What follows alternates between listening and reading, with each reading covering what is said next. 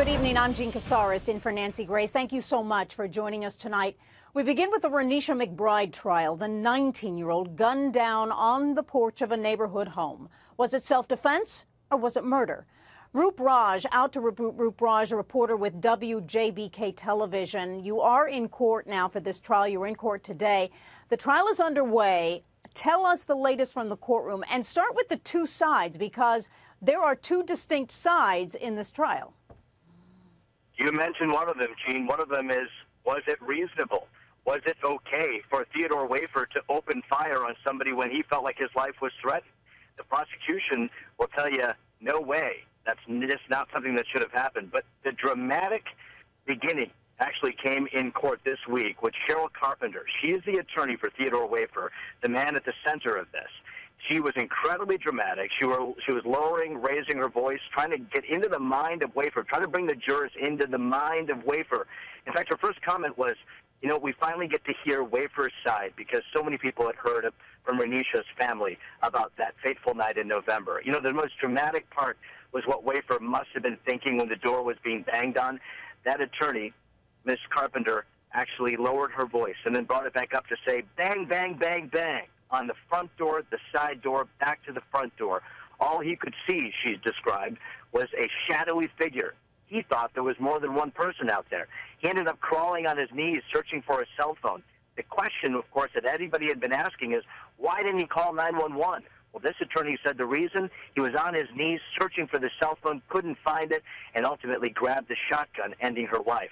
Prosecutor Danielle Hagman, she wanted to paint the picture about what Renisha would have been going through at the same time. She had just crashed her car, was looking for some help, had been wandering for blocks for hours.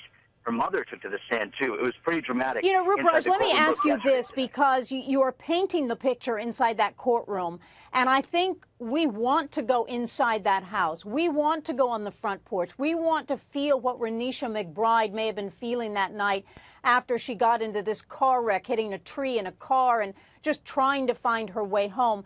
I understand in the prosecution's opening that they put a picture for the jury and the courtroom to see of a smiling Renisha McBride, and then next to it, her body?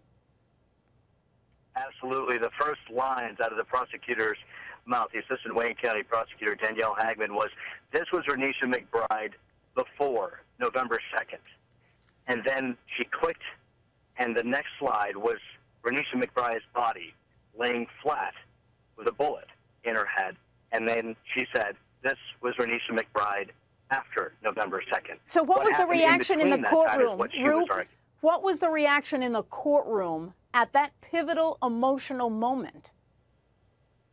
You know, it was one of those surprise moments. I don't think so soon in the testimony anybody expected to see such dramatic pictures, and it has not lost its drama since. Day two, just today earlier, jurors, some of them actually looked exasperated after they saw pictures of a close-up of Renisha McBride after she had been shot in the head, shot in the face.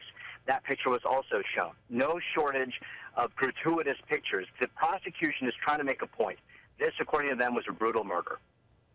That's right, and the burden is on the prosecution, but yet this is, Matt Zarrell, a case of self-defense. That is what the defense is saying. Now, there was something in regard to the 911 call that came out, because this was the defendant's voice shortly after he shot and killed Renisha McBride, and that's not an issue here. He shot and killed her. He's saying he did.